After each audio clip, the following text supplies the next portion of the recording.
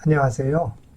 명의수탁자가 자신의 명의로 납부한 세금을 명의신탁자에게 부당이득으로 반환 청구할 수 있는지 여부에 대해서 판단한 대법원 2021년 7월 29일 선고 2020-260-902 판결을 소개해 드립니다.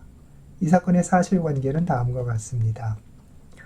2005년에 명의신탁자인 피고는 명의수탁자인 원고 명의로 해서 수필지에 토지를 매입을 합니다.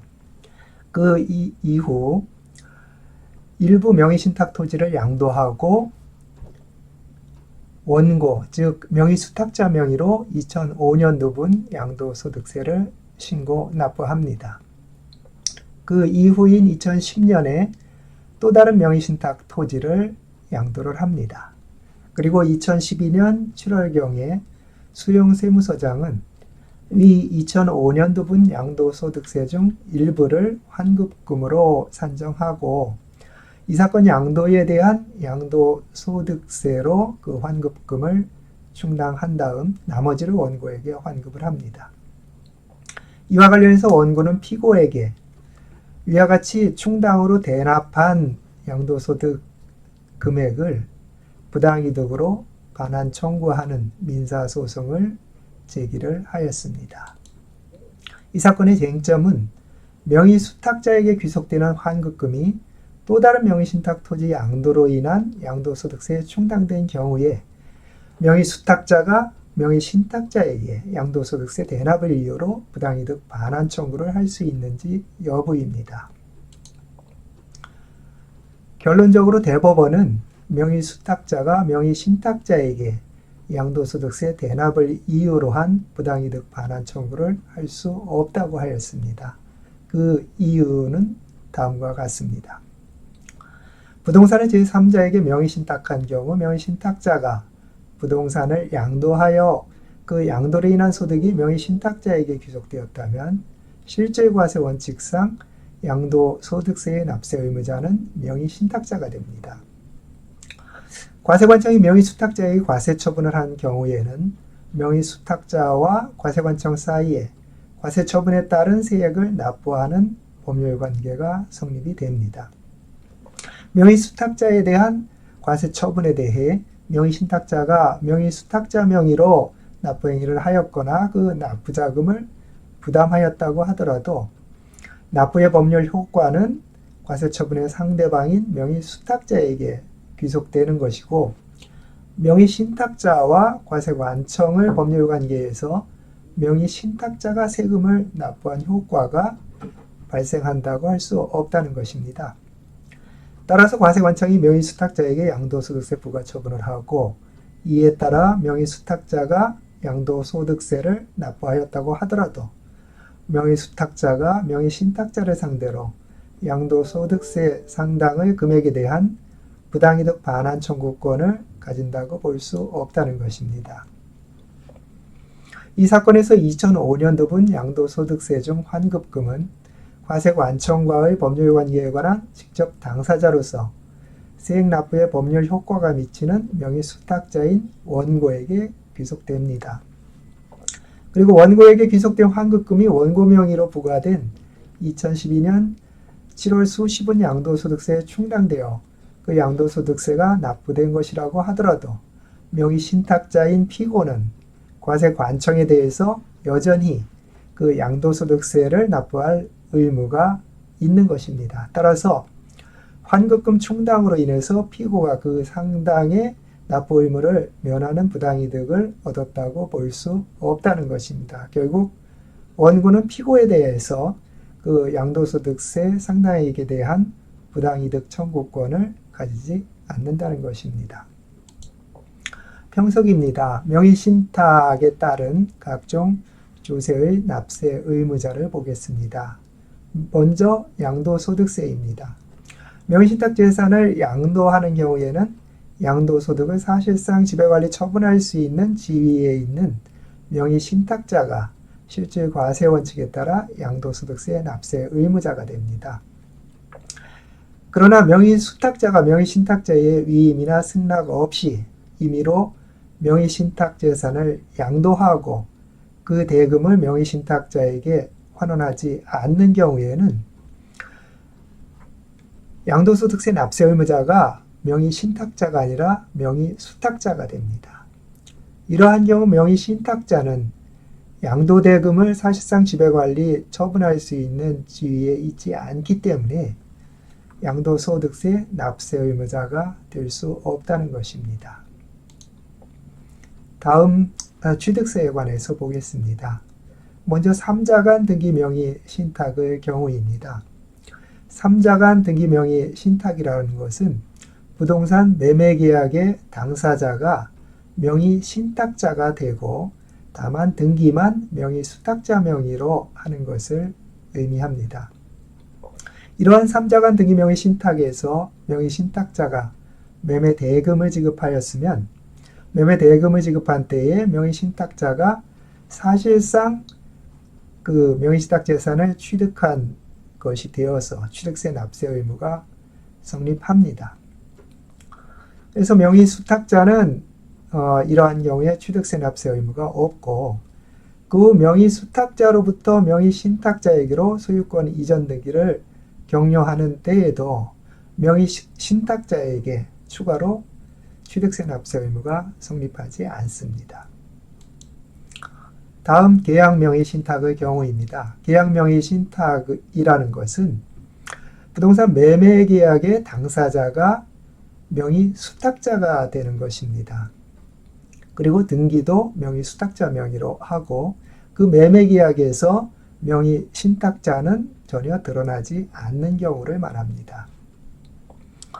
이러한 경우에 명의 신탁자에게 납세 의무가 있는지 여부가 문제가 되는데 매도인이 명의 신탁 사실에 대해서 즉 매도인이 명의 신탁 사실을 모르는 경우이든 악을 즉 매도인이 명의 신탁 사실을 알고 있는 경우이든 어느 경우이든 명의 신탁자에게는 취득세 납세 의무가 성립하지 않습니다. 즉 명의 신탁 계약에 의하여 부동산의 등기를 매도인으로부터 명의 수탁자 앞으로 이전한 경우에 명의 신탁자는 매매 계약의 당사자도 아니고 명의 수탁자와 체결한 명의 신탁 약정도 무효이어서 매도인이나 명의 수탁자에게 소유권 이전 등기를 청구할 수 있는 지위를 갖지 못합니다. 따라서 명의 신탁자가 매매 대금을 부담하였다고 하더라도 그 부동산을 사실상 취득한 것으로 볼 수 없어서 명의 신탁자에게는 취득세 납세 의무가 성립하지 않는 것입니다. 한편 명의 수탁자의 경우에는 매도인이 명의 신탁 사실을 모르는 선의인 경우에 명의 수탁자가 당해 부동산의 소유권을 취득하게 됩니다. 따라서 명의 수탁자가 취득세 납세 의무자가 되는 것입니다.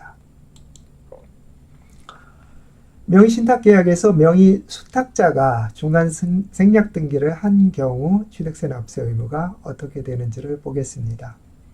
앞에서 말씀드린 대로 매도인이 명의신탁 사실을 모르는 선의인 명의신탁 계약에서 명의수탁자가 중간 생략 등기를 한 경우에 명의수탁자에 대한 취득세 부과 시 10년의 장기 부가제척 기간을 적용할 수 있는지 여부와 관련해서 대법원 2017년 9월 12일 선고 2015도 39026 판결은 이를 긍정했습니다.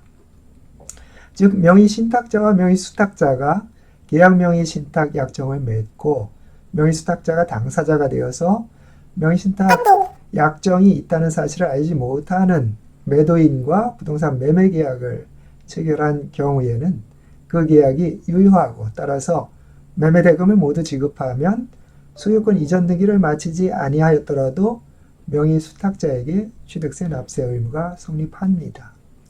그 이후에 명의수탁자가 미등기 상태에서 그 부동산을 제3자에게 전매하고 최초의 매도인이 제3자에게 직접 매도한 것처럼 소유권 이전 등기를 한 경우 명의수탁자는 부동산의 취득과 관련하여 조세의 부과징수를 곤란하게 하는 적극적인 부정행위를 하였다고 봄이 타당하므로 부동산 취득에 관해 10년의 부가제척 기간이 적용된다는 것입니다.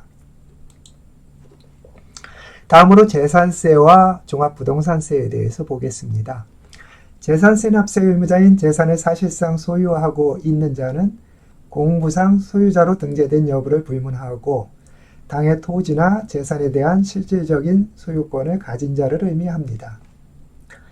3자간 등기 명의신탁의 경우 명의신탁자의 매수인 지위는 일반 매매계약에서 매수인 지위와 동일합니다. 따라서 명의신탁자가 부동산에 관한 매매계약을 체결하고 매매대금을 모두 지급하였다면 재산세 과세 기준일인 매년 6월 1일 당시 그 부동산에 관한 소유권 이전 등기를 마치기 전이라도 명의신탁자는 해당 부동산을 사실상 소유하는 자로서 특별한 사정이 없는 한 재산세 납세 의무자가 되는 것입니다.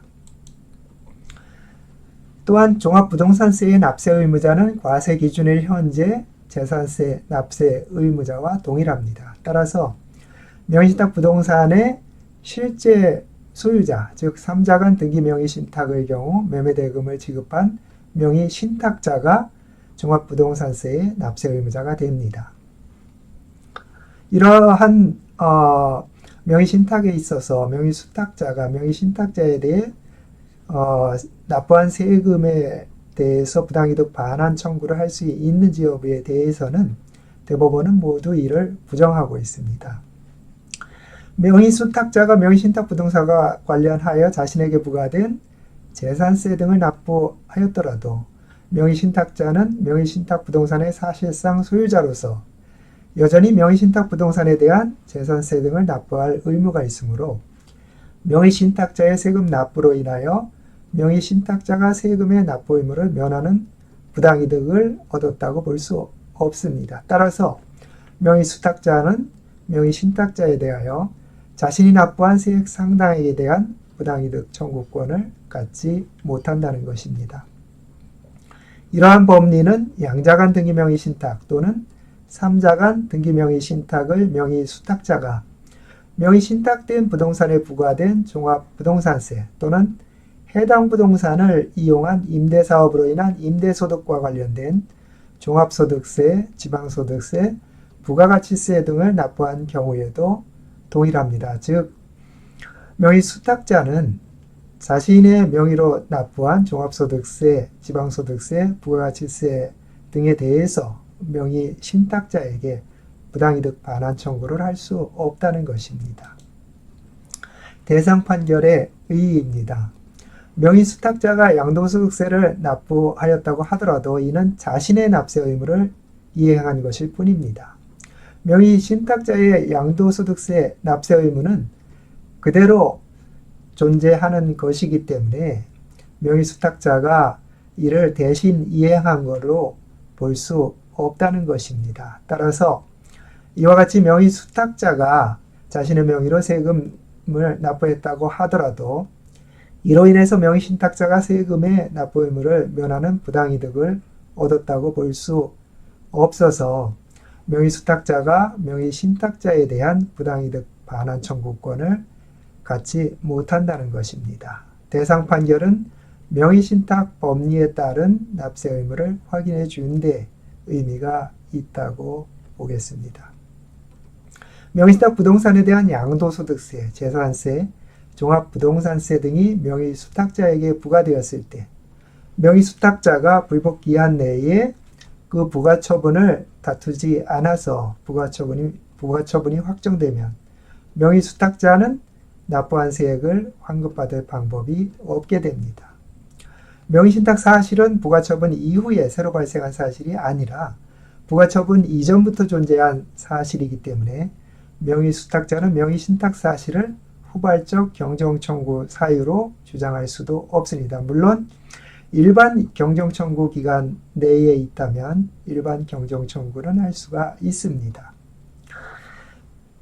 재산의 명의신탁에 있어서는 명의수탁자가 명의신탁에 이와 같은 위험이 있다는 점을 염두에 두어야 합니다.